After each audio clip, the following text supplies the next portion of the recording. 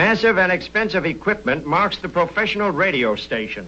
But in the amateur field, radio parts often include pieces of assorted junk ingeniously assembled by operators who are called hams and who take up broadcasting as a hobby. Cards to prove long-distance contacts are exchanged by the hams and proudly displayed. Jimmy Mulligan here has lots of cards and lots of strange radio parts, such as whiskey glasses mounted on a cake tin. Ma's funnel actually becomes a loudspeaker, and her sieve part of a microphone. Winding a coil becomes comparatively simple when using the family egg beater. And so, while radio's youth is being served, it's cramping Ma Mulligan's culinary style. No end. Well, chow is about ready, so it's time to get the hard-working Mulligan family together. Call Jimmy. Call Jimmy. Call Jimmy. Call Jimmy. Well, I guess that means you, Grandpa. And so Jimmy is called. But shh. Grandpa, Jimmy's practically in a trance right now, so don't interrupt. All amateurs are heroes of the air at heart and dream of a chance to serve humanity or to save lives. It does happen, you know. For instance, in far-off Alaska some years ago, Clyde DeVina, prominent movie cameraman, devoted long winter evenings to his amateur radio set. Frequently, he talked over a span of 15,000 miles to a lonely lighthouse keeper in New Zealand. Although a great distance separated them, the two amateur operators exchanged gossip nightly and soon became radio buddies. One evening, alone in his cabin, DeVina became weak. Deadly vapors from a leaky stove were the cause. A few minutes later, when DeVina's conversation ended abruptly, the lighthouse keeper tried to renew the contact. With all windows locked against the freezing weather, DeVina's ebbing strength was going rapidly. Finally, realizing that some strange, overpowering force was clutching his life, he managed to repeat the cry of help. Help! In answer to his friend's cry of distress, the lighthouse keeper called the emergency signal, Mayday, Mayday. And so, everywhere within hearing of his voice, operators ceased broadcasting and stood by. With the air lanes now silenced, he called for any amateur operator stationed in or near Teller, Alaska. Near Teller, Alaska. Teller, Alaska. Thus, from a fellow ham over 15,000 miles away, a youthful amateur in Alaska learned that he might yet be able to save the life of a neighbor.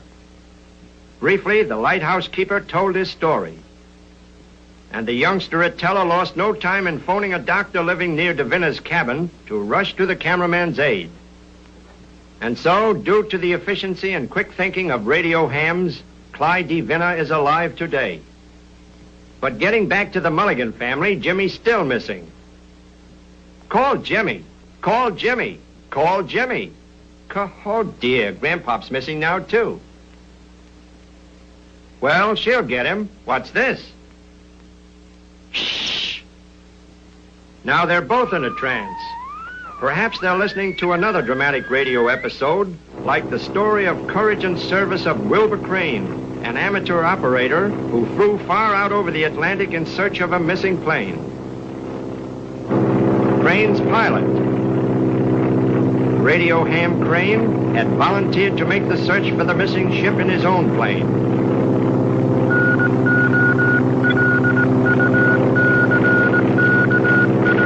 Amateurs all along the coast were standing by to pick up progress of the search. Ship radio professionals listened, ready to go to the rescue. Tensely listening to his reports, too, and worried for his safety, were Crane's wife and son.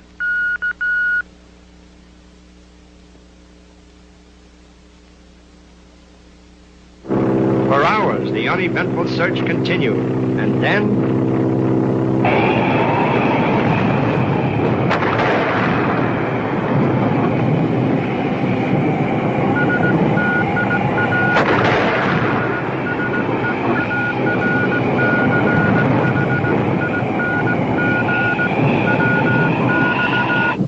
lost in a bad storm, far out at sea, but the search goes on.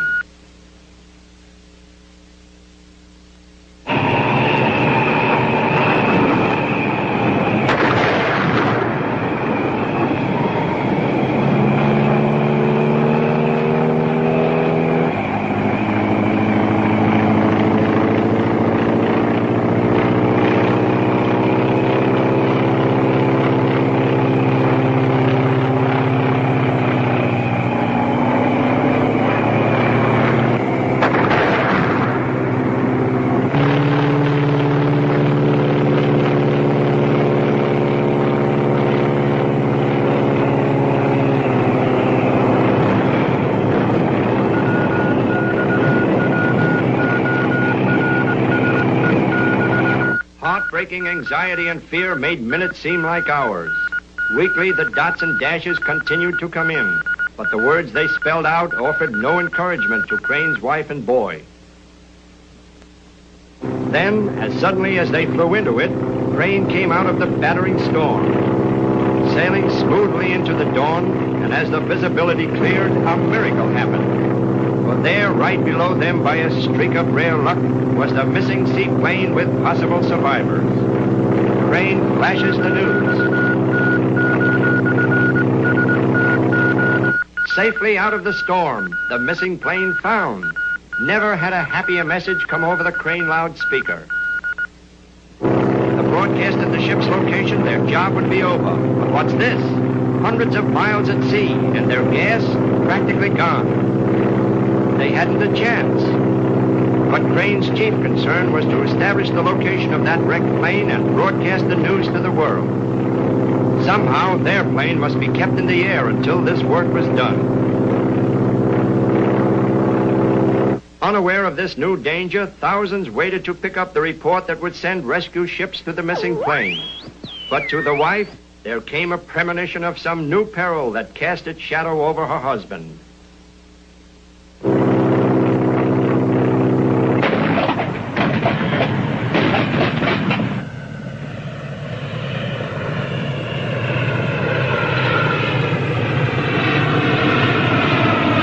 The report goes on the air.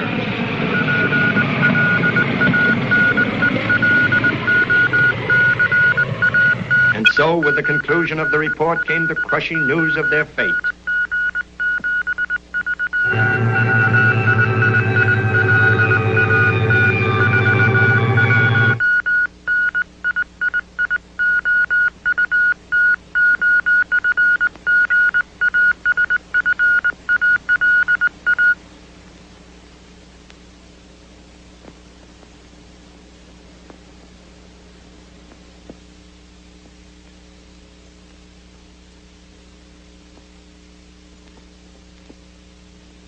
And thus, two heroes once again preserved the finest traditions of the amateur radio fraternity. The radio message picked up by a ship made possible the rescue of those for whom Crane and his pilot had made the supreme sacrifice. Little wonder that to Jimmy and to thousands of others like him, the amateur radio offers continuous inspiration to render aid in times of stress. Whenever a calamity occurs, the ham operator courageously and unselfishly comes to the service of the community. And speaking of calamities, well, take a look at Ma Mulligan's dinner. Boy, break out the bicarbonate. Now, Ma, remember your blood pressure. Take it easy now. So that's the way it is, eh? Well, she'll tell him. That sounds like China. Wow, that's coming 5,000 miles on a homemade set. No wonder the Mulligans are thrilled. Through the genius of little Jimmy, they hear a man speak in far-off China. In Chinese, that means that's all for the night, folks. Yeah, good night.